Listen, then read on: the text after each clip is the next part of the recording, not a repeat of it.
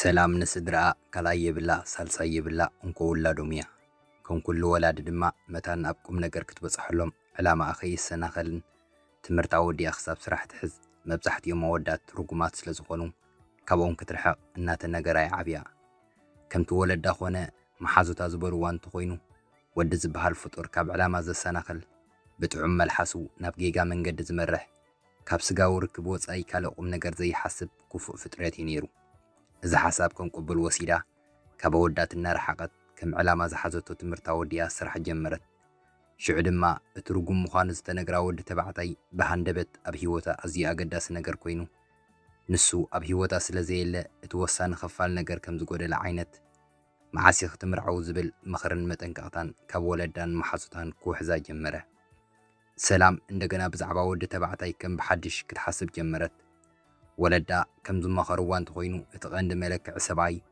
ንኣምላኽ ዝፈርሕ ሃይማኖት ዘኽብር ምዃኑ እዩ። ዋላ እኳ ኣብ ከባቢኣ ኣሽሓት ዝኾኑ ደቂ ተባዕትዮ እንተሃለዉ ካብኣቶም ግን እቲ ንዓኣ ዝኸውን ንኣምላኽ ዝፈርሕ ወዲ ብልክዕ ከመይ ጌራ ከም ተለልዮ ትመርፆን ትፈልጥ ኣይነበረትን። ግና ኣብ ሓደ ኣጋጣሚ ናብ ሂወታ ዝመፀ ዳዊት ዝበሃል ወዲ ኣብ ልባ ቦታ ክረክብ ጀመረ። ዳዊት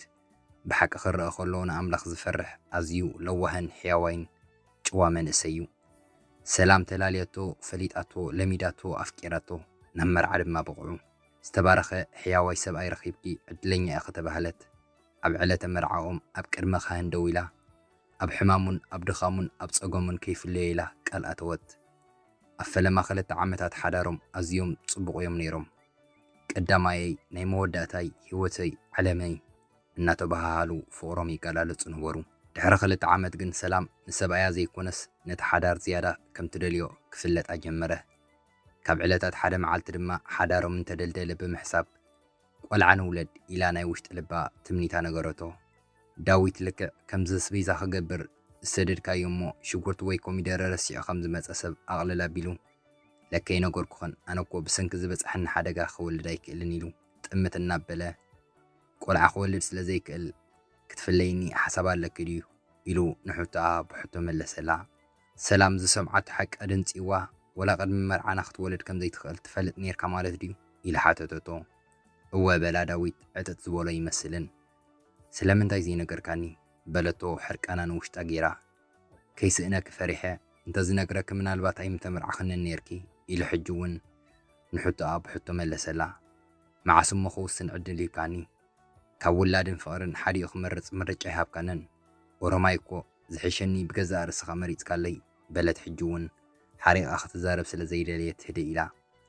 ንስኺ ክትወልዲ ዘይትኽእል እንተትኾነ ነርክ ግን ኣነ ኣይመሓደኩኽን ምኽንያቱ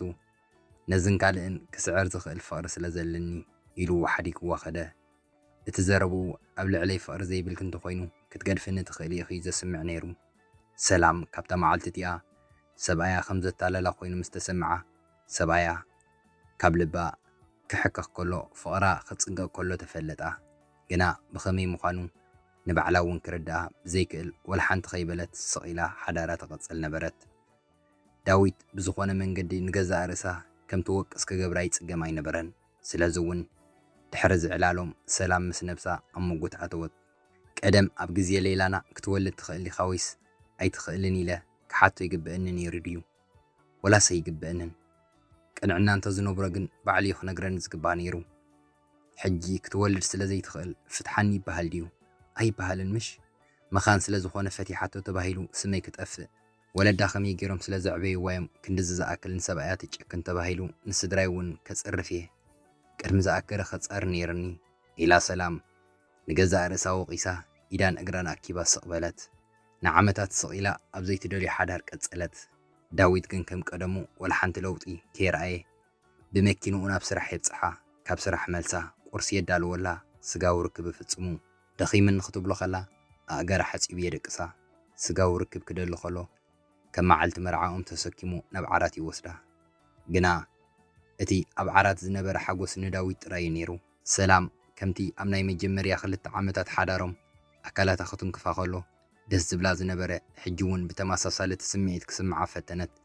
ግና እቲ ስምዒት ኣብ ውሽጣ ሰኣነቶ ክርዳኣ ዘይክእል ግን ዳዊት ወልሓንቲ ቃል ከይበለ ንገዛእ ርእሳ ከም ትወቅስ ምግባር ይጽገም ኣይነበረን። ስለዚ ንስኹም ቀደሙ ጽቡቕ እናተኸናኸነኒ ኣነ ስለምንታይ ከምኡ ክኸውን ዘይክእል ኢላ ንገዛእ ርእሳ ትረግምን ንዳዊት ዝነበራ ፍቕሪ ስለ ዝተጸንቀቐ ንገዛእ ርእሳ ትወቅስን ነበረት። እቲ ጾታዊ ርክብ ንዓኣ ካብ ሓጎስ ክፈጥረላ ተመሊሱ ከጨንቓ ጀመረ። ኣፋ ኣውፂኣ እምቢ ክትብሎ ስለ ዘይከኣለት ድማ ዝሰርሖ ስራሕ ኣለኒ ኣብ ዓራት ተጸቢየኒ ብዝብል ምኽኒት ንሱ ድቃስ ክሳብ ዝወስዶ ኣብ ክሽነ ፈሊጣ ምስውስው እናበለት ምጽናሕ ከም ሽጣራ ጀመረቶ። ሓደ ግዜ እዚ ምኽንያት እዚ ይሰርሓላ ስለ ዘይነበረ ስጋዊ ርክብ ኣብ ዝፍጽምሉ እዋን ንሱ ረሃፅ ክሳብ ዝውድእ ክደክም ከሎ ንሳ ግን ናይ ጓህ ንብዓት ከይትነብዕ ትቃለስ ነበረት። እምበኣር ሰላም ኣብ ከምዚ ዝበለ መቐረት ዘይብሉ ሓዳር እናሃለወት እዩ ኣስራሐ ኣኽደልያ ጀመረ። መዓልታዊ ከድንቓ ከሎ ኢዳ ክሕዛ ከሎ ብፍቕሪ ክጥምታ ከሎ ቀደም ምስ ዳዊት ፍቕሪ ክጅምሩ ከለዉ ዝስምዓ ዝነበረ ፍሉይ ስምዒት ክስምዓ ጀመረ። ወላ እኳ ኣድህቦ ከም ዘይሃበቶ ከተምስል ትፍትን እንተነበረት ግና ውሽጣ ደስ ኢልዋ ፍሽኽ ትብለሉ ነበረት። ለከ ንዓይ ዝጎድለኒ ነገር የብለይን ሕጂ እውን ደቂ ተባዕትዮ ክማርኽ ይኽእል እየ እናበለት ንገዛእ ርእሳ ከተድንቕ ጀመረት። ካብ ዕለታት ሓደ መዓልቲ ቴሌፎና ባትሪ ስለ ዝወደአት ሰብኣያ ክድውል ከሎ ከይስእና ተብተብ እናበለት ካብ ስርሓ ክትወፅእ ክትብል ሓላፊኣ ደው ኣቢሉ ኢዳ ሒዙ ብፍሉይ ኣገባብ ክዕልላ ጀመረ። ሰላም ወላ እኳ ብዙሕ መዓልታት ሸለሊላ ክትሓልፎ ትፍትን እንተነበረት ኣብታ ህሞተቲኣ ግን ናይ ሓላፊኣ ምትንኻፍ ሸለሊላ ክትሓልፎ ኣይከኣለትን። ናብ ቤት ጽሕፈቱ እናመርሐ ከእትዋ ከሎ ስቕ ኢላ ኣተወትሉ። ኣብ ስምዒት ሒሎም ማዕጾ ከይዓጽው ድማ ክሰዓዓሙ ጀመሩ። ዳዊት ከም ወትሩ ኣብ ኣፍ ደገ ስራሓ ኮይኑ ንሰበይቱ ክጽበያ ጸኒሑ ስለ ዝደንጉየቶ ቴሌፎና ምስራሕ ስለ ዝኣበያን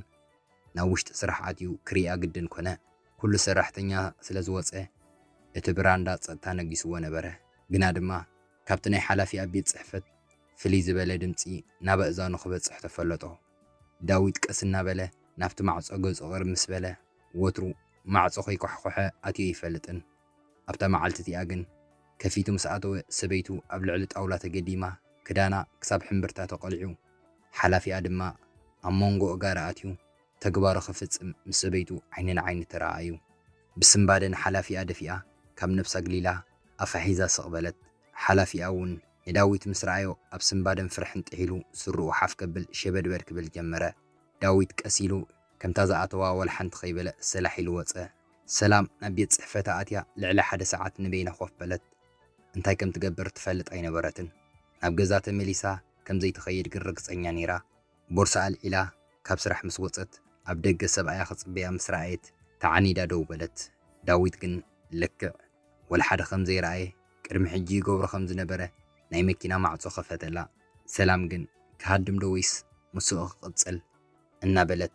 እንታይ ከም ትገብር ሓርቢትዋ ደው ኢላ ተዓኒዳ ተረፈት። ዳዊት ናብ ኣቐረበ ኢሉ ቁጥዐ ፍቕሪ ምረትን ቃና ብዘይብሉ ድምፂ ገዛና ዶ ነኺድ በላ። ሰላም ሽዑ እውን እንታይ ከም ትብሎ ሕርብት በላ። ክትሃድም ክትጠፍእ ሓሰበት። ግና ብኢዳ ሒዙ ናብ መኪና ከእትዋ ከሎ ወልሓንቲ ከይገበረት ስቕ ኢላ ተጎቲታ ናብ መኪና ተሰቕለት። ዳዊት ስቕ ኢሉ እናዘወረ ሓፂር መንገዲ ምስ ተጓዓዙ መበል ክንደይ ግዜኹም እዩ ኢሉ ሓተታ። ኣብ ድምፂ ወልሓንቲ ቁጥዐ ይንፀባረቕ ኣይነበረን። ጥራይ በለት ሰላም ካብቲ ስምባደ ገና ይወፀትን። ክትገብርዎ ጽናሕኩም መበል ክንደይ ግዜኹም እዩ ቤላ። ሕጂ እውን ብዘይ ዝኾነ ቁጥዐ ናይ መጀመርተና በለት ብዝሑል ድምፂ። ትፈትውዮ ዲኺ ማለት ካባይን ላዕሊ ትፈትውዮ ዲኺ ኢሉ ሕጂ እውን የኢንታ እንዳጠመጠ ሓተታ። ሰላም ድማ ኣይፈትዎን ኢላ መለሰትሉ። ንሱ ስቕ ስለ ዝበለ ምስ ነብሳ ክትዛረብ ጀመረት። ስለምንታይ ዘይፀረፈኒ? ስለምንታይ ዘይጨደረለይ? ስለምንታይ ወላ ሓደ ነገር ከም ዘይገበርኩ ተራከኪ ዝሓተኒ ዘሎ እናበለ ትሓስብ ነበረት። ፍቕርና ነዘጋጢሙ ዘሎ ፀገን ክሓልፈ ይክእልን እዩ ኢሉን ክሓታ ንሳ ስቕ ስለ ዝበለት ይኽእልን ፈረቓን ምኽንያቱ ፍቕሪ ትዕግስተኛ እዩ ኢሉ ዳዊት በዓሉ መለሰላ። ኣብ ገዛ ምስ ኣተው እውን እንተኾነ ዳዊት ክንስቕ ምባሉ ከምቲ ካልእ መዓልቲ ዝገብሮ ዝነበረ እዩ ዝገብር ነይሩ። ሰላም ኩሉ ኩነታቱ ናይ ጥዕና ስለ ዘይመሰላ ፈርሐት። ብዙሕ ክፉእ ሓሳባት ክትሓስብ ጀመረት። ንዓመታት ሓቂፋቶ ዝደቀሰት ሰብኣያ ድቃስ ምስ ወሰዳ ሓኒቑ ዝቐትላ መሰላ። ኩሉ ነገር ሕልሚ መስላ ነበረ። ምስ ካልእ ሰብኣይ ዘሚያ ሰብኣያ ኢድ ከም ፈንጂ ረኺብዋ እዩ። እንተኾነ ግን ወላ ሓደ ከም ዘይተፈጥረ ምዃኑ ናይ ጥዕና ይመሰላን። ብኸመይ ይቕረ ከም ዝበለላ ሕርቃን እሞ ትረፍ ግን ብኸመይ ክጸልኣ ከም ዘይከኣለ ኣዝዩ ተሓሳሰባ። ዳዊት ትምሕት ምስ በለ ድራር በልዑ ኣብ ሶፋ ሓቂፍዋ ኮፍ ምስ በሉ ድማ ጀሚሮሞ ዝነበሩ ተኸታታሊ ፊልም ክሪኡ ጀመሩ ግና ንስዩ ኣድህቦ ኣብቲ ፊልም ነይሩ እምበር ንሳስ ዕዒንታ ኣብቲ ቴሌቭዥን ሓሳባ ናብ ካልእ ቦታ ገይሹ ነበረ ሰላም ድሕሪ ምስ ሓላፊኣ ምግጋያ ዳዊት ወላ ሓደ ቃል ከይተዛረበ ንገዛእ ርእሳ ከም ትወቅስ ገብራ ነበረ ብስቕትኡ ጥራይ ርእየ ክንስኺ ክወልድ ስለ ዘይክእል ንዓይ ዝነበረ ክፍቕሪ ቀኒሱ ኣነ ግን ከማኸ ስለ ዘይኮንኩ ምስ ካልእ ደቂ እስኪ እንተረኸብኩ ኸውን ስለ ዘፍቅረከ ክስእነ ከይደልን ዝብል መልእኽቲ የመሓላልፍ ነበረ ሎሚ ደኺምኒዩ ፀታዊ ርክብ ይትረፈኒ ኣብ ክትብለሉ ዝደልየት መዓልታት እውን ብዘይ ወላ ሓንቲ ቃል ብዓይንቱ ጥራይ እንታይ ደኣ ምሳይ ምስ ኮነ ዲ ዝደኽመኪ ንኻልእ ግን ኣብ ጣውላ ክድቅስ እውን ድሕራይ ትብልን ኢሉ ዝዛረባ ዘሎ መስላ ብኸመይ ግን ከይተዛረበ ከምዚ ክሓስብ ዝገብረኒ እናበለት ሰላም ኣመና ትጭነቕ ነበረት ኣብ ሓዳራ ዝነበረ ሃዋህን ክኸብዳ ናብ እንዳ ወለዳ ገዛ ኸይዳ እቲ ዝኾነ እቲ ዝስምዓን ኩሉ ኸይሓበት ንኣዲኣ ነገረታ ግና ኣዲኣ ካብ ኩሉ ንላዕሊ ሰምዓታ ምስ ሓለቓይ ተጋጊየ ዝበለቶ እዩ ስለዚ ኣዝያ ፈንፈነታ ነዚ ጉድኪ ይትረፍ ንኻልእ ሰብ ንነብስኺ እኳ ደጊምኪ ከይትዛረብ እዮ በለኺዲ ናብ ገዛ ከተመለሲ ኣብ እግሩ ወዲቕኪ የቕረታ ሕተት እዩ ከመይ ዝበለ ለዋህ ሰብኣይ እዩ ጓለይ ምስ ኩሉ በደላትኪ ሓዊፍኪ ዝሓድር ዘሎ ኢላ ኣዲኣ ክወርየትላ ዳዊት ግን ክሳብ የቕረታ ተሓተት ጽበይ ነበረን ባዕሉ ናብ እንዳ ወለዳ መጺኡ ወላ ሓንቲ ከም ዘይተፈጥረ ሒዝዋ ተመልሰ ሰላም ብዝሰርሐቶ ሓጢኣት ተኣሲራ ኣብ ዘይትደልዮ ሓዳር እናቐጸለት ከላ ሓደ ቀዳም ድሕሪ ሰዓት ፋዱስ ክልቲኦም ነፃ ስለ ዝኾኑ ሰላም ኣብ ሶፋ ኮፍ ኢላ ቴሌፎን እናረኣየት ከላ ሰብኣያ ድማ ከምቲ ወትሩ ቀዳም ዝገብርዎ ኣብ ክሽነ ኮይኑ ምሳሕ የዳሉ ነበረ ኣብ ቅድሚ ሰላም ዝነበረ ቴሌፎኑ ናይ ቴክስ ድምፂ ከተስምዕ ከላ ሰላም ዘይኣመላ ነታ ቴሌፎን ስሒባ በዓል ቤታ ዳዊት ካብ ሜሮን ልበይ ኢሉ ዝመዝገቦ ቁፅሪ ቴሌፎን ዝተለኣኸ ቴክስ ኣንበቦቶ እቲ መልእኽቲ ከም ዝብል ነበረ ኣብቲ ልሙድ ቦታና ኣብ ልሙድ ሰዓት ንኽፅበየከ የፍቅረከ ሰላም ነዚ ቴክስ ምስ ኣንበበት ክትሓረቕ ክትቅየም ይግባኣ ነይሩ ግና ብኣንጻሩ ውሽጣዊ ሓጎስ ተሰምዓ ቀዳማይ ሰብኣያ ምስ ዛጓል ዝረኸበሉ ፍሉይ ቦታን ልሙድ ሰዓትን ኣለዎም ካልኣይ ነገር ድማ እቲ ቴክስ ፀሓፈትሉ ጓል ንሰብኣያ ተፍቅሮ እያ ሰላም እዚ ኩሉ ፀብፂባ ንሱ እውን ካባይ ንላዕሊ ንዓኣ የፍቅራ እዩ ኢላ ብምድምዳም ኣዝያ ተሓጎሰት ሓጎሳ ብዘይ ሓደ ነገር ኣይኮነን ምኽንያት ነይርዎ እዩ ናይ ሰብኣያ ቴክስ ምስ ኣንበበት ሓደ ዓይነት ሕድገት ከም ዝረኸበት እዩ ተሰሚዕዋ ከምቲ ንሳ ምስ ሓላፊኣ ዝዘመወት ሰብኣያ እውን ምስ ካልእ ጓል ይዝሞ ከም ዘሎ ምስ ፈለጠት ሓጢኣተይ ብሓጢኣቱ ተሓፂቡ ኢላ ምስ ነብሳ ኣዝያ ተሓጎሰት ዳዊት ነቲ ዘዳለዎ ምሳሕ ቀሪቡ እናኾለሳ ከሎ እንታይ ተረኺቡ ሰላመይ ብጣዕሚ ደስ ዝበለክ ትመስሊ ነዚ ፍሽኽታ እዚ ካብ ዘይርዮ ነዊሕ ግዜ ገይረ በላ ኣብ ገፃ ፍሉይ ሓጎስ ስለ ዝረኣየ ሰላም ድማ ምሳይ እናሃለኻ ምስ ካልእ ትዘውር ከም ዘለኻ ስለ ዝፈለጥኩ እዩ ደስ ኢልኒ ክትብሎ ስለ ዘይከኣለት ስቕበለት ዳዊት ዝተሃወኸ መስል ምሳሕ ብግቡእ ከይበልዐ ክወፅእ ክዳኑ ክኽደን ጀመረ ደድሕሪኢቶን ሲኣ ስዒባቶ ዝኽደኑ ክዳን ከተማርፆ ጀመረት ነዛ ኸምቻ ቀይሮ ኣየፀበቐልካን ጽናሕ ኣነ ክመርፀልካ ኢላ ዘፀበቐሉ ኸምቻ መረፀትሉ ወዘልዘል ኢሉ ናብ ውሽማኡ ክኸይድ ዝደለየት ኣይትመስለን ሓደ ግዜ ፀጉሩ ሓደ ግዜ ጫምኡ ከተስተኻኽለሉ ከላ ዳዊት ከምዚ ካብ ዘይትገብረሉ ነዊሕ ስለ ዝገበረት ገሪልዎ እናጠመታ ሎሚ ግን ሰላመይ ካብ ምንታይ እንድዒ ኣዝዩ ደስ ዝብለክ ትመስሊ ብምባል ከንፈራ ስዒሙ ወፀ ዳዊት ካብ ገዝኡ ምስ ወፀ ሰላም ክትፅልየሉ ፈተነት ፀሎታ ግና ንፅቡቕ ዘይኮነስ ኣብ ዝሙት ከም ዝፀንዕ ግበረለይ ደጋጊሙ ክዝሙ እውን ሓግዞ ዝብል ነበረ ከምዚ ዝኣመሰለ ፀሎት ኣምላኽ ከም ዘይቅበለ ኣሚና ድማ ንሰይጣን ናይ ምትሕብባር ወይ ናይ ደገፍ ሕቶ ክትሓቶ ሓሰበት እንተኾነ ግን ሰይጣን ወላ ንሳ እንተዘይለመነቶ ንደቂ ሰባት ሕማቕ ክሰርሑ ምድፍፋእ ቀንዲ ስርሖ ከም ዝኾነ ዘኪራ እቲ ፀሎት ኣቋረፀቶ ምስ ዳዊት ካብ ዝምርዐው ናይ በይኖም ጎጆ ካብ ዝምስርቱ ዓመታት ኣቑፂሮም እዮም ሰላም ብዛዕባ ታጓል ምሕሳብ ከተቋርፅ ኣይከኣለትን ቅድመይ ዝነበረ ተፍቃሪቱ ዶ ትኸውን ከም ዝተመርዓወ ትፈልጥ ዶ ትኸውን ከይዱ ክስዕማ ከሎ ናተይ ተረፍ ከንፈር ከም ትስዕም ትፈልጥ ዶ ትኸውን ዳዊት ኣብ ሓዳሩ ኣዝዩ ሓላይን ፈቃርን ምዃኑ ትፈልጥ ዶ ትኸውን ሎሚ እውን እናኸወለሰኒ ከም ዝበልዐ ትፈልጥ ዶ ትኸውን ወይስ ንዓ እውን ከምቲ ንዓይ ዝኾነለይ ሓላይን ፈቃር ይኾነላ ይኸውን እናበለት ምስ ነብሳ ተዛረበት ሰላም ኣብ ሓሳባ ተዋሒጣ ካብ ሶፋ ከይተንስአትን ከላ ሰብኣያ ምስ ተመልሰ ውዕሉ ከመይ ነይሩ ኢላ ሓተተቶ ፍቕራይ ንክልተ ሰዓት ጥራይ እኳ እየ ተፈልየኪ በላ ኣብ ጎና ጥብቕ ኢሉ ኮፍ እናበለ ወላ ይኹን ስለ ሃለዋትካ ክሓትት ኣይነበረንን በለቶ ተረፍ ሕርቃና ክምስና በለት ሕራይ ጽቡቕ ነይሩ በላ ብምስሊ ቻው ሰላም ንዕኡ መልሲ ኸያበት ኣብ ናይ ገዛ ርእሲ ሓሳብ ጣሓለት እንታይ ይሕጉዝ ዘይመስል ተባኢሶም ዶ ይኾኑ እንታይ ዓይነት ውሽማያ ግን እዚኣ ንኽልተ ሰዓት ጥራይ እናረኸበቶስ ሕጉስ ክትገብሮ ይትኽእልን ወይስ ንሳ እውን ከምዚ ኸማይ ፍቕረ ረብሪብዋ ይኸውን ኢላ ክትሓስብ ጸኒሓ ተሲኣ ክትከይድ ክትብል ዳዊት ኣብ መዓኮራ ጠፍ ኣበላ ሰላም ገጻ መለስ ኣቢላ ካልኣይ ግዜ መዓኮረይ ከይትንክፈኒ በለት ተጽውግ ኢላ ንምንታይ ናይ ሰበይቲ መዓኮር ዶ ይኮነን ኢለ ዳዊት መሰሉ ምዃኑ ገለጸላ ወላዳ ናይ ሰበይትኻ ይኹን እምበር መዓኮረይ ብምህራም ዝምለስ ዝተለቃሕ ክውዕዳ የብለይ ኣብ ገዛ ኣካላተይ ዝውሰን ኣነ ባዕለይ ጥራየ ደስ ኣብ ዝበለካ ሰዓት ኢድካ ሰዲድካ ብጽፊዒት ክትወቆ ኣይፈቅድን እየ ወዲእ ኣለኹ ኢላ ናይ ሓሶት ፍሽኽታ ኣርኣያቶ ናብ መደቀሲኣ ድማ ኸደት ኣብ ዓራት ኮፍ ኢላ ድማ ሃርጋፍ ኣብ መዓልቲ ክልተ ግዜ ፆታዊ ርክብ ክፍጽም ኣይሸልችዎን ድዩ ወይስ ንሳ ሰበይቲ ስለ ዘይኮነት ኣብ ደስ ዝበሎ ናይ ምሃብ ግዴታ ስለ ዘይብላ ኣብ ደስ ዘይበላ ትኸልክሎ እያ ከማይ ብገዛእ ሓጢኣታ ስለ ዘይተኣስረት እንተዘይደልያን ብትብሎ ትኸውን ክንምርዖ ከለና እቲ ቐሺ ኣብ ሓዘኑን ናብ ሓጎሱን ኣብ ድኽነቱን ኣብ ሃብቱን ዓዊራ ሓንኪሱ ኢለ ኸይጠልሞ ኢሎም ከም ዘምሐሉና እምበር ንኣካላተይ ኣብ ጅብኡ ከም ዘቐመጠ ገንዘብ ኣብ ቃሕ ዝበሎ እናመዘዘ ክጥቀመሉ ከም ዝመሓልኩ ይዝክርን ወይስ እቲ መሓላ ዘይፈልጦ ውሽጣዊ ቅኔ ነይርዎ እዩ ብግዴታ ፀወይታዊ ርክብ ምፍጻም ናይ ሰበይትነት ግዴታ ምዃኑ ዝሓስብ መን ኣገዲድኒ ሎሚ ትረፈኒ እንተኢለ ዝበደልኩ ዝመስለኒ ባየናይ ሕጊ እዩ ኢላ ሰላም ኣብ ዓሚቑ ሓሳብ ጣሓለት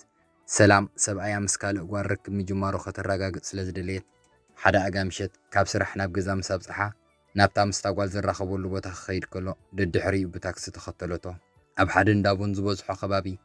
መኪኖ ጠጠው ኣቢሉ ምስ ወረደ ሰላም እውን እዚ ጥራይ ከይከውን እቲ ልሙድ ቦታኦም እናበለት ብውሽጣ ነታ ታክሲ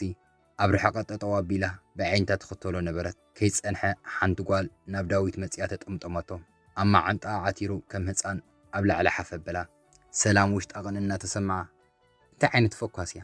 ግና እኮ ፎኳስ ጓል ኣይፈቱን ነይሩ ንሒደት መዓልታት ጥራይ ተፈሊዋስ ዓመታት ከም ዘይተራኸብቶም ስሎ ሰላም ከምዚ ኢላ እናሓሰበት ከላ እታ ጓል ንዳዊት ብዘይ ሕንከት ከናፈሮ ክትስዕሞ ረኣየት ብድሕሪኡ ኢድኒኢድ ተታሓይዞም ናብቲ ኣብ ጥቕኦም ዝነበረ እንዳውን ኣተው ንሰላም ዝኹሉ ብዙሕ ይርብሽ ኣይነበረን እኳ ደኣስ ዳዊት ከምኣ ማዕረ ዘማዎ ምዃኑ ምርግጋፃ ደስ ኢልዋ እታ ውሽማ ሰብኣያ ኣዝያ መልክዕቲ ምዃና ግን ቅሳነት ክህብ ኣይከኣለን ምናልባት ውሽማ ሰብኣያ እንተዘይትኸውን ነይራ ኣብ መንገዲ ምስ ትረኽባ ጽብቕቲ ኢኸ ክትብላ ትኽእል ዓይነት ጓል እያ ስለዚ ልዕሊኣ ጽብቕቲ ምዃና ምስ ፈለጠት ደስ ዘይብል ስምዒት ተሰምዓ እቲ በዓል ታክሲ ሰላም ኣብ ሓሳብ ጥሒላ ትጽቢት ምስ ነውሖ ዓፍተይ ኣብዚ ዶ ክትወርዲ ወይስ እንታይ ምስ በላ ካብ ሓሳባ ወፅያ ናብ ናይ ወለዳ ገዛ ከብፅሓ ኣድራሻ ሃበቶ ሰላም ናብ እንዳ ወለዳ ገዛ ምስ ከደት ኣቦኣ ካብ ገዛ ክሳብ ዝወፅእ ሃጠው ቀጠው ከተዕልል ምስ ፀንሐት ምስ ኣዲኣን ንበይናን ምስ ተረፋ ሓደይ ዳዊት ምስ ካልእ ሰበይቲ ርክብ ከም ዘለዎ ኣረጋጊፀ ኢላ ንኣዲኣ ነገረታ ኣዲኣ ንዳዊት ክትረግሞን ክትፀርፎን እናተፀበየት ከላ ብኣንጻሩ ስምዕ ዛጓለይ ንጓል ኣንስተይቲ ፍለይቲ ዝገብራ ብልሓታ እዩ ስለዚ ቀልቢ ሰብኣይኪ ናብ ገዝኡ ጥበብ ፍጠሪ ኢላ እናመኸረታ ከላ ኣይወደእታን ኣደይ ከመይ ገረ ግን ኣነ ተጋግየ ኣነ ይሕተት ንሱ ተጋግዩ እውን ኣነ ሕተት ወላ ሓንቲ ክርድአኒ ይከኣለን እንታይ ንዓኽ ዘገድሰኪ ካብ ሰብኣይ ምፍታሕ ድዩ ወይስ ናተይ ሓጎስ ብዛዕባ ናተይ ሓጎስ ሓንቲ መዓልቲ እኳ ሓሲብከ ይትፈልጠን ልዕሊ ዝኾነ ዘገድሰኪ ናተይ ኣብ ሓዳረይ ምጥራሕ ጥራይ እዩ ኣደይ ሕጉስ ከይኮንካ ኣብ ሓዳር ምፅናሕ እንታይ ትርጉሙ ኢላ ሰላም ከም ህፃን ፀርፀረት ኣነ ነቦኽን ልዕሊ 40 ዓመት ኣብ ሓዳር ክንፀንሕ ከለና እኮ ንመፈላለዪ ዝኸውን ፈተና ስለ ዘይገጠመና ከይመስለኪ እንታይ ደኣ ብብልሓትን ብትዕግስትን ስለ ዝሓለፍናዮ እዩ ኢላ ኣዲኣ ሕጂ እውን ኣብ ሓዳራ ክትፀንዕ መዓደታ ኣደይ ትረድእኒ እባ ሕጉስቲ ይኮንኩን እኳ እየ ዝብለኪ ዘለኹ ምስ ካልእ ሰበይቲ ክኸይድ ከሎ ምስ ረኣኽዎ ናይ ምግልጋል ናይ እፎይታ ስምዒት ተሰሚዕኒ ናተይ ሓጎሰይ የተሓሳስበኪ እንዲሁ ኢላ ሰላም ኣብ ሓሳባ ፀንዐት እዚ ምኽኒት ጥራይ ኢላ ከምዘይተኣምና እኳ እንተተረድአት ዳዊት ክወልድ ከምዘይክእል ክትነግራ ኣይደለየትን ወትሩ እትብሎ ዘይትስእና ኣዲኣ ስቕ በለት ንሒደት ዝን ኢላ ክትሓስብ ድሕሪ ምፅናሕ ሕራ ይበል ዛጓለይ ንስኺ ደጊም ንእሽቶ ስለ ዘይኮንኪ ኣብ ሓዳር ከኣትየ ከም ዝግበሪ ከም ዘይትግበሪ ክብለከ ይክእልኒ ሓንቲ ጓል ኢኺ ስለዚ ካብ ኩሉ ንላዕሊ ሓጎስኪ ዘገድሰኒ ሓጎስ ግን ንስኺ ከም ትብልዮ ካብ ፍትሕ ወይ ካብ ካልእ ነገር ዘይኮነስ ኣብ ውሽጢ እትረኽቡ እዩ ስለዚ ሓጎስኪ ኣበይ ቦታ ከም ዝሰኣንክዮ ሕሰቡ እሞ ደሊኻ ካብኡ ጀምሪ በለት ኣዲኣ ኣብ መወዳእታ ሰላም ኣዲኣ ዝበለቶ ብልክዕ ኣይተረድኣን ወይ እውን ክርዳእ ኣይደለየትን በቃ ግደፍ እየደይ ካብ መጀመርታ ንዓኸ ነግረከ ይነበረንን ኢላ እናንፀርፀረት ናብ ገዛ ክትምለስ ተበገሰት ሰላም ኣብ ገዛ ክትበፅሕ ከላ ዳዊት ኣብ ገዛ ፊልም እናረኣየ ስለ ዝፀንሐ ኡፍ እዚ ከዓ ክረኣዮ ከለዎ እኮ ክልተ መዓልቲ እውን ዝኣኽሎም ኣይመስሉን ንክልተ ሰዓት ጥራይ ዝኽሉ ምትሕቋፍ እናበለት ሰላም ከይበለቶ ናብ መደቀሲ ክትኣቱን ክትብል ሰላም ኢሉ ዶ ወበላ እቲ መዓልካ ምባል እውን ዶ ክትገድፍዮ ደሊኺ በላ ዳዊት ናብኣ እናጠመተ ሰላም ብምስሊ ቻው ናብኡ ቀሪባ ከንፈራ ክስዕማን ክብል ገፃ ዚራ ምዕቁር ተሃበቶ ድሓን ዲኺ ሰላም ኣበይ ዲኺ ፀኒሕኺ ድሓር ከዓ ትኸድዮ ቦታ ከም ዘለክ እንተትነግርኒ እኮ መብፃሕኹ ነይረ በላ ዳዊት ክመሲሉ ናብ ኣደየ ከይደ ነይረ ኢላ ክትከይድን ክትብል ፅንሑ እሞ ይዛረበክ ደይኮንኩን ዘለኹ ኢሉ ሕጂ እውን ደዋ ኣበላ እንታይ ኩን ከለኺ ናይ ድሓን ማለተይ ካብ ኣውደ ዓመት ወፃኢ ናብ ኣደ ክትኸዲ ሕማቅ ክስምዐክ ከሎ ጥራይ እዩ ኢልዋ ናብቲ ብረኣየ ከመይ ገይሩ ፈሊጡ ነጊረ ይፈልጥ ማለት ድዩ እናበለት ከላ ብውሽጣ ዳዊት ካብ ኮፍ ዝበሎ ተንሲኡ ኮፍ በል ድራር ክቐርብ በላ ኩሉ ተግባሩ ኣብ መንጎኦም ወላ ሓንቲ ከም ዘይተፈጥረ እዩ ዝመስል ሰላም ሙሽ ውሽጣ ከመይ ኢለ ግን እናበደለን እናተበደለን ሓደ ዓይነት ሰብ ክኸውን ዝኽእል ወይስ ንሱ እውን ከማይ ማዕረ ኢና ኢሉ ዝሓስብ ኢላ እናሓሰበት ከላ ድራር ሒዙ መፀ ሰላም ካብ ሓሳባ ተመሊሳ ኣነ በሊዐ ዳዊት የቕረታ ደኸይምኒ ስለ ዘሎ ክድቅስ እየ ኢላቶ ቅድሚ ሕጂ ሓቢሮም ዝርእይዎ ተኸታታሊ ፊልም ምርኣይ ገዲፋ ናብ መደቀሲ ኣተወት ዳዊት ምስኣ እንድሕር ዘይኮይኑ እቲ ፊልም ንበይኑ ክሪኦ ስለ ዘይክእል ድራር ልኽፍ ኣቢሉ ስዒብዋ ናብ ዓራት መፀ ሰላም ድሕሪታ ሂባቶ ከም ዝደቀሰት መሲላን ከላ ነቲ ኮበርታ ቀልዑ ከኣቱ ከሎ ይፍለጣ ነበረ ቀፂሉ ብድሕሪታ ጥብቕ ኢሉ ሓቆፋ ኣብ ትሕቲ ክሳዳ ቀሳ ኣቢሉ ሰዓማ ቅድሚ ሕጂ እንተዝኸውን በዚ ምትንኻፍ ጥራይ ኣየቋርፅን ነይሩ ሕጂ ግና ስቑ ኢሉ ሓቂፍዋ ጥራይ ስለ ዝደቀሰ ሰላም ብዘይድሌታ ስጋዊ ርክብ ስለ ዘይፈፀሙ እፎይታ ተሰምዓ ንተኸታታሊ 5 መዓልትታት ዳዊት ከይተንከፋ ስቑ ኢሉ ምስ ሓደረ ኣብ ኣጋን ጉሆ እውን ኣብ ከናፍራ ከይሰዓመ ድሓን ዋዓሊልዋ ካብ ገዛ ምስ ወፀ ኣብ ኣፍ ልቡ ተተርእሳ ሓቂፍዋ ፊልም ከይረኣዩ ምስ ደቀሱ ኣብ ሻርሻይ መዓልቲ ሰላም ከም ልማዳ ኣብ ሳሎን ገዲፋቶ ናብ መደቀሲ ክትከይድ ምስ በለት ክንዛረብ ኣለና ሰላም በላ ኣብ መወዳእታ ስምባር ደሊኻ ኣነ እውን ፅበየ ዝነበርኩ እዩ ኢላ ተመሊሳ ኣብ ቅድሚኡ ኮፍ በለት ክንዛረብ ትፅበይ ነርክ ማለት ድዩ ትደልዮ እንድሕር ነርኪ ኣነ ክሳብ ዝብለክ ስለምንታይ ትፅበይ ክንዛረብ ይደሊ ኣለኹ ዘይትብልኒ ኢሉ ዳዊት ወቐሳ ወላ ሓንቲ ከይመለሰት ስቕበለት ብባህሪኣ ስምዒታ ወይ ሓሳባ ብግልፂ ክትገልጽ ትኽእል ምስ ኣዲኣ ክትከውን ከላ ጥራይ እዩ እምበር ምስ ካልእ ሰብን ክትከውን ከም ዝኽብለኒ ዝኸሎስ ከምዚ ኢለዮ እንተዝኸውን ኢላ ትጠዓስ ነገራት ምስ ሓለፈ ዘይምዝራባ ሳዕብየን ምስ ኣምፀላ እዩ ብፍላይ ስምዒታዊት ክትከውን ከላ ሰባት ናይ ልቦም ተዛሪቦማ ምስ ኮድያ ድሓር ከምዚ ዘይበልክዎ ነይረ ኢላ ብጣዓሳ ትሓርቕ ሰላም ኣብ ሓሳብ ጥሒላ ከይተዛረበት ነዊሕን ክትፀንሕ ዳዊት ክዛረባ ቀፀለ እዚ እኳ ኣይፀገምኪ ወላ ሓንቲ ከይተዛረብኪ ክሰምዓክ ትደሊ ወላ ሓንቲ ከይሓተትክኒ መልሰይ ትፅበይ ይትረፍ ንምፍላጥ ንምግማት እኮ ኣዝዩ ዝረሓቕ ስምዒት እናረኣኸኒ ናይ ውሽጢ ስምዒት ክኽርዳእ ትፅበይ ኢሉ ንመጀመርታ ግዜ ድምፂ ዓውቢ ኢሉ ተዛረባ ሰላም ብውሽጣ ዳዊት ሓራቕ ኮይኑ እውን ይኽእሎ እዩ ማለት ድዩ በለት ግና ሕጂ እውን ክትዛረባ ኣይከኣለትን ዳዊት ነዊሕ ኣስተንፊሱ ብምርግጋእ ብዝኾነ ክነግረክ ዝደለኽዎ ነገር ኣሎ ኢሉ ብኸመይ ከም ዝነግራ ክጭንቕ ጀመረ ንሳ ኩነታቱ እምቢባ ምስ ካልእ ጓል ከም ትዘወር ፈልጥ እየ ክትብሎ ሓሰበት ግን ካብ ኣፋ መለሰቶ ዳዊት ግን ካብቲ ንሳ ዝሓሰበቶ ወፃኢ ኣፍቂርክን ትፈልጥ ዶ ኢላ ሓተታ ሰላም ንፋላለ ወይ ምስ ካልእ ጓል ርክብ ጀሚረ ክብላ እናተፀበየት ካልእ ስለ ዝሓተታ ሰንበደት ሕጂ እውን መልሲ ከያበት ንዕኡ ፍቂራቶ ዝነበረት ወቅትታት ንምዝካር ንድሕሪት ቅድሚ ብዙሕ ዓመታት ኣብ ናይ መጀመርታ 2 ዓመት ናይ ፍቅሮምን ሓዳሮምን ወቅቲ ክሳብ እቲ ክወልድ ከም ዘይክእል ዝነገራ ህሞት ተፍቅሮ ከም ዝነበረት መሰከረት ይመስለኒ ኢላ ብሓንቲ ቃል ጥራይ መልሲ ሃበቶ ዳዊት ርእሱ ደፊኡ ስቕ በለ ሰላም ዓይኑ ክትርኢ ተሰኪፋ ናብ ባይታ እናረኣየት ከላ ንብዓቱ ኣብ ባይታ ጥብ ክብል ከሎ ረኣየቶ زرأيتو سلزي أمنت نمرققات قنعن كتبل أبقصو نبعات زرري بالنبرة أبناي حدار تصانيحيتم بجيكاناي حفتو قبري خبا كرياتو يتفلتن حجي خنبع مسرأيتو زليلا ختحقفو دليت أصابعتا أم عقورتن بيرا خدر زولو أي تبكي لا ختتصانانو دليت نزقبروتن زي قبروتن بدل يغرات حتيتا بخياتو خو قارص كتكبرو تمنيت غنا مخنيات نبعاتو بعلا خوينا بعلا جوخا ختبلو ترغم زهب مسيلو يتسمعان سئيلا قدم تفكرو خمز نبرت كتقلصلو جمرت تفلط دو ناب سرحي مصيخا خساب توسدني بنافقوت زحم زمسلني غزي خمز نبره كتسعمن خلخ سمعن زنبره حغوس فولي كمز نبره كتمرعوني شماغله زلاحكالو معالتو مناي مودات حغوس يتسمعني نيرو ناي مجمريا فقراو قصرنا انتاي كم زخدنيو صبقت مسيله زراعي كايله بميጭና ዳርጋ ሁሉ አባር ማዲ ዝነበረ خلاون تخعقنو ميك اب طعيم زي فلጥ ዝነበረ ገጸይ ንዓኸ ክብል ክልከዮ ልዕሊ 4 ሰዓት ወሲድ ለይ ነይሩ ናይ መርዓና መዓልቲ ምሸት ንዘላለም ካብ ሕቑፈኻ ከም ዘይወፅእ ንከዛርሰይ ቃላት የነይረ እዚ ኩሉ ፍቅሪ እንተ ነይሩ እወ ኣፍቂረካ ፈልጥ ነይረ ግና ናይ ብሓቂ ፍቅሪ እንተ ዝኸውን ነይሩ ከመይ ሊውዳእ ፍቅሪ ዶ ይውዳእ እዩ ኢላ ሰላም ተዛሪባ ክሳብ ትውድእ ፍሸኺሉ ይሰምዓ ከም ዝነበረ ስለ ዝተዓዘበት ካብቲ ዝተዛረብክዎ ኣየናይ ዝሐጉሶ ኢላ ገዛእ ርእሲ ሓተተት ዳዊት ብተሓጓስ ሃንደበት ሓቑፉ ግንባራ ፀጉራ ክሳዳ ምስዓማ ፍቅሪ ክውዳእ ኣይክእልን ብፅለ ወይ ብቕንግን ይሃስስ ይኸውን እዩ ኢሉ ተሓጓሱ ካብ ገጹ ስለዘይሃሰሰ ሰላም እንታይ ዝኸውን ዘሎ ኢላ ገር ኢልዋ ተጥምቶ ነበረት ዳዊት ግን ከምዚ ኣይትስሓቕ ተባሂሉ ሰሓቑ ንምቁፅፃር ከም ዝቃለስ ሰብ ፍሸኽ እናበለ ካብ ኮፍ ዝበሎ ተንሲኡ ነውነጀው እናበለ ክንቀሳቐስ ጀመረ ወለላይ እስኪ ሕተትኒ እንታይ ከም ዝግእር ዝሐጉሰካ ዘሎ ኢልኪ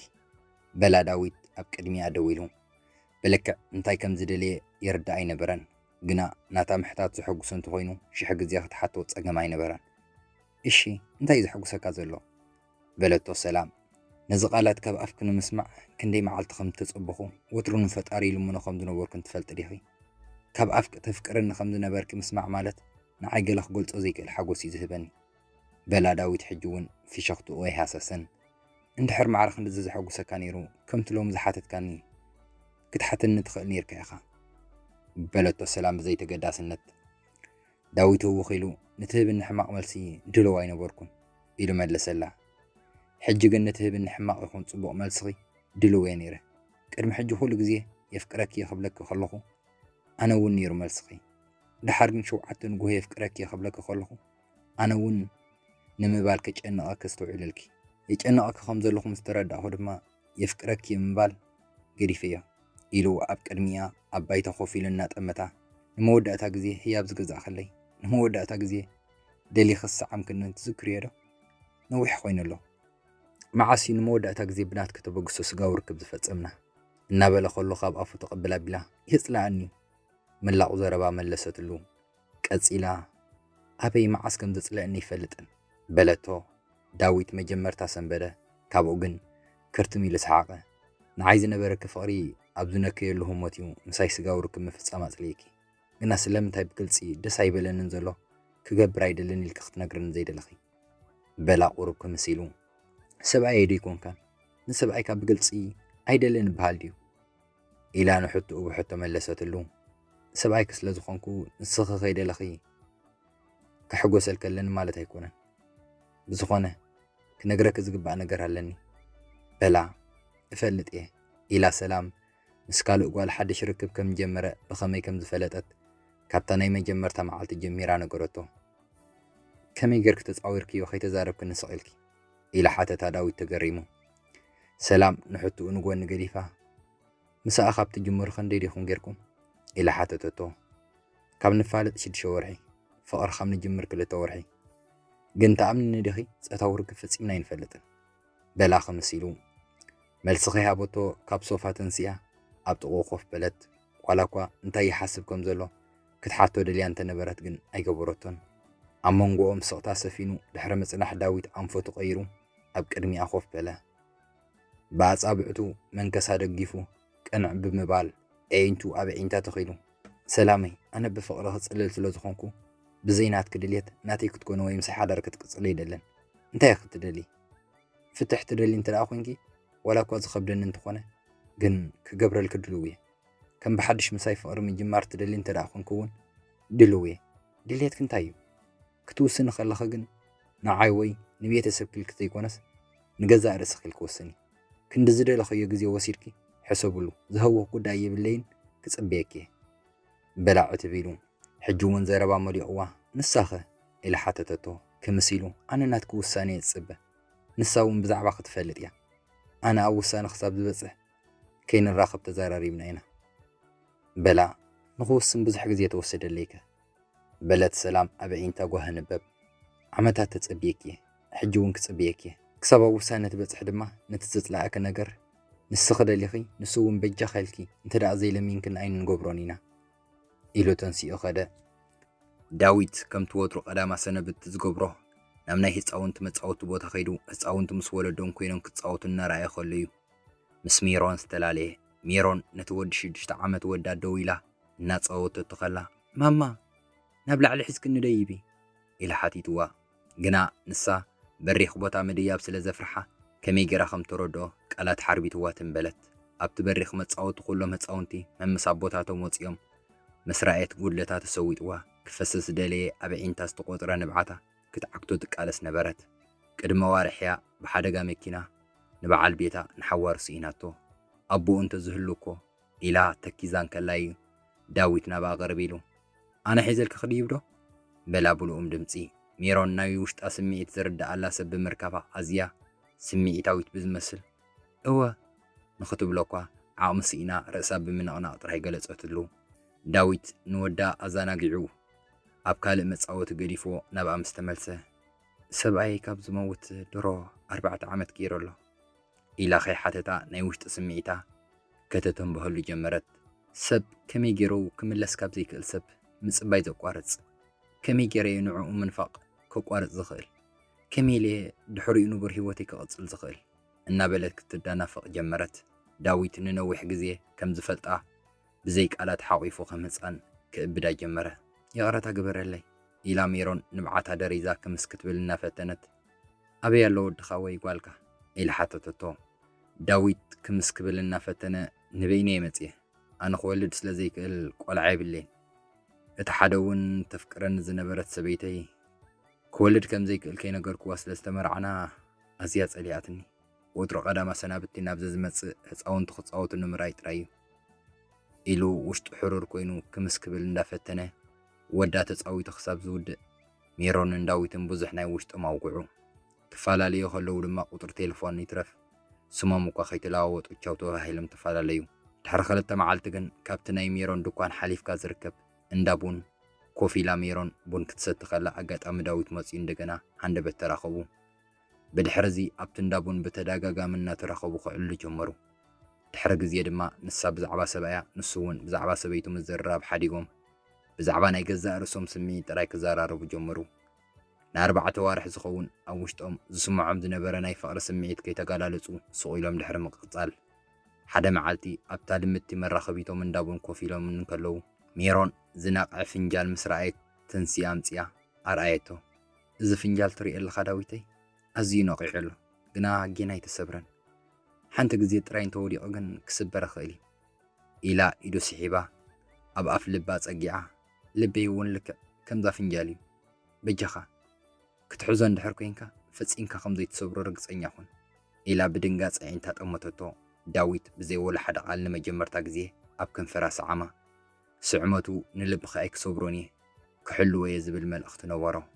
ዳዊት ምስ ሰበይቱ ድሕሪ ምዝርራቡ ግን ሓሳቡ ዝቐየረ መስል ንፅባሒቱ ኣጋምሸት ናብቲ ኩሉ ግዜ ንራኸበሉ ቦታ ምፂ ንዘራረበሉ ጉዳይ ኣሎ ኢልዋ ምስ ሚሮን ተራኺቦም ቡን እናሰተዩ ብዛዕባ እቲ ምስ ሰበይቱ ዝተዘራረብዎ ነገራ ኣነ ኸ ብፍቕርኻ ዝዓወረ ልበይከ እንታይ ክገብሮ ክሳብ መዓስ ክፅበ ምስ ሰበይትኻ ክሳብ ትዕረቕ ወይስ ክሳብ ትፋትሑ ንገረኒ እንታይ የፅበ ዘለኹ ምስ በለት ሚሮን ንብዓታ ስዒርዋ ክፈስስ ጀመረ ግና ምስ ውሽጣ በዓል ሓዳር ሰብኣይ ኣፍቂረ ንምንታይ ምስ ሰበይትኻ ትዕረቕ ምባለይ ቁኑዕ ድዩ ንስኸ ሰበይቱ ክትፀልኦ ከላ ናባይ ሰበይቱ ክትፈትዎ ከለኻ ናብኣ እናተመላለሰ ብልበይ ምፅዋቱ ልክዕ ድዩ من هنا أين قنعت ومن أين تجاجينا زلنا تبلنا برد حدا معلتي نسبيتي مساخ زلن نجر كنجرا وسينيه مساء زلن نجر ودي أدما نبخ مسيه يلو تسفاهي بوانيرو لومو مسي دما كسابتو وسنك صبيه يبلالو ميرون ازم سمعت فك أرلبا 5 تسبرة تسمعه ولا حنت خيبلت تنسيا كابتن داون وصيا غويت داوود دحري أنا صعبة سمان كصوعا نساجن قلص كيبلت الناغويت ناب تاكسي تسقيلات عزرت ميرون ناب جزا أخيدا أمري راح تنبع جمرت سبكم استسعنة بعل حدا رفكيره سبكم استسعنة لبي سبيت نزلاتو سبعي فكيره كمتي أفلما قال زاتو لبي يدبوسون أقواد أسب عصب مشمشوه إلى ما أجر حف النابلة نبعتا جح بالنبرة بجزا رسا بفتاري بمنبر تسفخت قرط دليت نتا زيت فلت أسبيت داويت أمري رات سألتا رقمتا نداويت ونكومو أمري رات سألاتو ميرون كل ملسا نبعتي نيرو ليلة أمس داويت حزينا كلاي نيرو نبعتا دريزو أبيدوا نيرو حجقنا ناب نبعتا ناب حزنا ختملس فريد واخيدو مس داويت كابت اللالين دحر بزعبا زموت السبايان حسبت من بعق قريت يانيرا كسابتو سن كصبيه زبلني أنا خالي تمارس يتلزخون كديو هي مجمرتا مرچو نسايا نسام بنتيلاتو نابايك ملسيو حجناتي صحفتن تايو نسام بخطبلو ممنا يترايو النابلت ميرون موداتا زيبلو أبز مسل حساب تحيلا نبرت نصبحيتو ميرون كزاربه كادليلا نداوت صوعاتو جنا أبلو مود بوتا مالت أبن دابون زيكونس أب دكوانا تراخبو ميرون دكوان عزيا قدم زخونه مزرابه كم تملؤ ليت زغبره تختنبع جمرت نبعتنا درزت امن نداويت ايوا سكان هيك مكان محب ابتدليلو ناوش تقات نغرسب ابز سام كلو واني خرخيبكني قلتي سلز فلط كهدما بقليل افقر خولي كاني اب حدركا تسفا مسقرص كدما يفقرك يلكاني ريخه ابز كل نسخا جيجا يبلكان كله كيغاناتيو كبل بخات فقرا سبيت خمزلات كنا فلطكو كفقرك اينبرن بلت ميرون غوررا نتعصوه مزرابنا ابيا داويت زبحرياتا زيو نخفت وازغبرو ولاكوا غودي وان تنبرغن نوع حماق سمعيت كيسمو عيلا نجزا رأسات هاس نبرت قال سبات تزربو عيلكا سوئلو يسمعو خنبر ولا حنت خرود أخايك قولون يوم ميرونغن نسو كل التقالات مستزاربه زي تزاربو خلت مئة تقالات وسيخايا تردو نيرا سمعيتو لعل عاقن سلت تردو مساء خون مريض نيرو ميرون كتراقا أن فتنت رد أني داويت نعاي تفكرني يخا قلنا لعلين سبيت خيخات فتوى نسا زيت فتوى كخلات فتوى يخا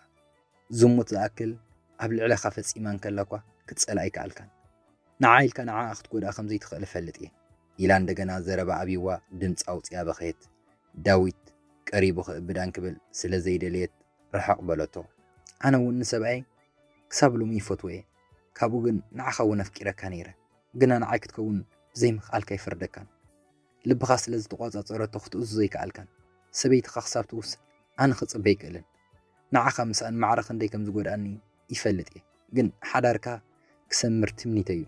انت زي سمرون تمليس كان بايت مصا الى ناي موداتا نبعتا نمقوتطار سنانا خست داوود ولا حنت قبل سلا زي كاله سويلو خا فطراي اداو خفتلا تغواغيا اب حقفاتوت داوود دغاغيمو يقرات حتتا ميرون كاب حقفو مسوصت اي تحسو ولا حنت يقرز حتت غدايلن هيوت استمنى خيو خلي تبكانيا كاوشت اياو صكان جن كفليكاي كيد بقى ناب سبيتخا الى توخ خيدن كبل كم بحدش ايدي حزا قرب دقايق مساك تصنح تخلو الى صنحتو شحم زملم عقرتو كسادو افلو بخدس صنيحه ايش بك اخي تشاو داويت بلتو بدخم دمصي داويت بحيل الناس وقوم اما عصو بصحه تقلبيت اخري اجمره ابايتا كورميلا رأسا ابز تعاطف بركا شغويت اتدفي ارايا ادنغيصاتو ننفسو خصل جمره انت هيجيره كم عينت كفو سبيان النابله نام مكينو اتيو ناب غزو امرحه غزو مسبصحه كم مكينو خي ورده اب حسب اتيو نويح صنحه ندحريت تمليسو هيوتو خعريو انت زخل كحسب جمره قصلا بيلو نميرون نسلامن كوادادرن جمره سلام سبيت مسغولتا تقبيل واخلوكا ناي مولاد شغرو اغزيفا بمراي كم قدم كتفقري كالتن ميرونغن مسغولتو تقبيلا افكيراتو نيرا اب حسابن كلو سلام بمسكوت تقلقلا ምስ ፀውዕቱ ካብ መኪና ወሪዱ እግሩ እናጎተተ ናብ ገዛ ኣተወ ኣብ ሶፋ ኮፍ ምስ በለ ደሓና ይኮንካ እንዲኻ በለቶ ሰላም ተገዳስነት ብዘይብሉ ድምፂ ዳዊት ናይ ጭንቀት ኣስተንፊሱ ደሓኔ ምስ በላ ጽንሕ ኢሉ ደሓና ይኮንኩን ኢሉ ኸጥመታ ድሕረ መጽናሕ ማዕረኽ እንደይ ከም ዝፈትዎ ግን ትፈልጥ ዶ ንስኺ ኣብ ህይወተይ ንኽትቀጽል ኢለ ወላ ሓደ ሰብኣይ ክጻወሮ ዘይክእል በደልኪ ተጻዊራ ቀጺለ ንስኺ ምሳይ ክትቀጽሊ ናይ ካልእ ንጹህ ሰብ ህይወት ንኽባላሾ ክልተ ግዜ ከይሓሰብኩ ወሲነ ንስኺ ግን ክወልድ ስለ ዘይክእል ጥራይ ፈንፊንክኒ በላ ዳዊት ብምረት ሰላም መልሲ ኸይሃበቱ ስቕ በለት ዳዊት ብዛዕባ ሜሮን ሓሲቡ ስለምንታይ ገዲፍያ መጽየ ንሳብኩ ምስ ጉለተይ ተፍቅረን እያ ካብ ምስ ዘፍቅራ እናተናዓኩ ዝነበር ምስ ተፍቅረን ተኸቢረ ምንባር ሕሽ ኢሉ ክሓስብ ንቑርብ ደቓይቕ ሰው ተባሂሎም ድሕረ ምጽናሕ ዳዊት ፈጺሙ ሓሲብዎ ዘይፈልጥ ነገር ካብ ኣፉ ወፀ በቃ ሰላም ኣነ ምሳኺ ፍትሕ ደልየ ኣለኹ በላ ሰላም መጀመርያ ሰንበደት መሰለት ድሓር ግን ርግእ ኢላ በቃ ኣነ እውን ክፈታሕ ደልየ ካባኻ ኢላ መለሰትሉ ድሓንኩኒ ኣብ ቤት ፍርዲ የራኽበና ኢሉ ዳዊት ብቑልጡፍ ካብ ገዛ ወፂኡ ናብ ሜሮን ንምብጻሕ መኪኑ ከም ንፋስ ክውንጭፋ ጀመረ ተፈጸመ ሰላም ዝኸበርኩም ተኸታተልቲ ስቶሪ ፕሮዳክሽን ናይ ሎማዓንቲ ቻናልኩም ጽናሕና ትሕዝቶ ነዚ መስል ነይሩ ተስፋ ንገብር ፈቲኹም ትኮኑ ፕሊዝ ኣብዚ ቻነል ሓደሽቲ ኮንኩም ሰብስክራይብ ግበሩ ነዚ ቪድዮ ድማ ላይክ ሃቡ ኣበይ ሃገር ኮይንኩም እዚ ዛንታ ትሰምዑ ኣለኹም ድማ ኣብ ቦታኹም እንተካፍሉና ካልእ መዓልቲ ብቓልእ ትሕዝቶ ክሳብ ንራኸበኩም ፅቡቕ ንዓኹም ደሓን ኩኑ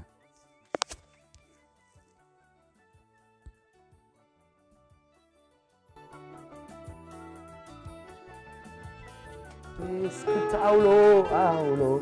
sodoi. Skutaulo, aulo, sodoi. Skutaulo, aulo, sodoi.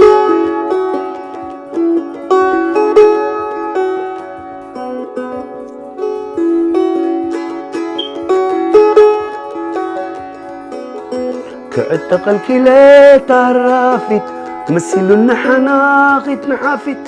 كي يحلف كنا في خب منفيت نمن دعيتي إذا كله رفيت ولدنيا أكب مسبلة صبح مرعسون ديو حغلة عبيت وراي سبح تلام راي زي ممكارنا بالاشت الراي كندعل الجنين وحميتا صبح نقول رئي سالستا أتنتاي كبلو ندابا سالستا نرئي سالستا أنتاي كبلو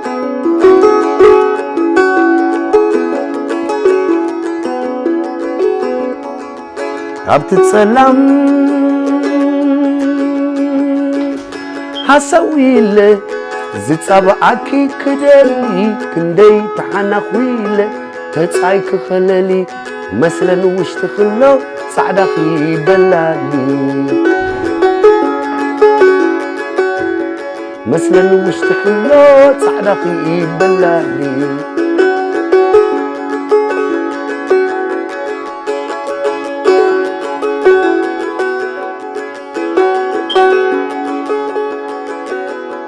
مثلا وش تخلو صعدخي بلالي مغربي حازت زخون على ترقب متا شامنو زبلالا مصوب سكي من شامنو زبلالا سراي زحت مالا دفئن حتى لا مير كنت مرعت بغيكي انبزا وراي كنت حامي كليكي ولازا توارد نايلون سبقزا توارد نايلون كوريوم سبقزا بخور عركي قويلا مس عمر مستقوبز ماي بيت عند داس زترر مرعت كحيليلو امنتا زحدر انتاي فديتوم عرهيب كعر مرعت كحيليلو امنتا زحدر انتاي فديتوم عرهيب كعر سكتاولو اولو سدوي سكتاولو اولو سدوي سكتاولو اولو سدوي سكتاولو اولو سدوي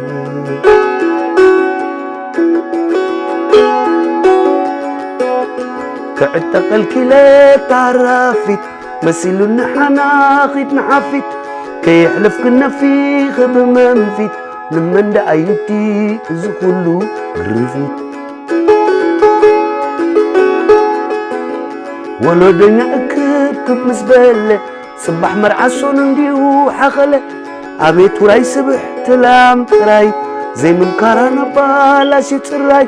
كند على الجنينو حميتا صباح نقول رئيب سالستا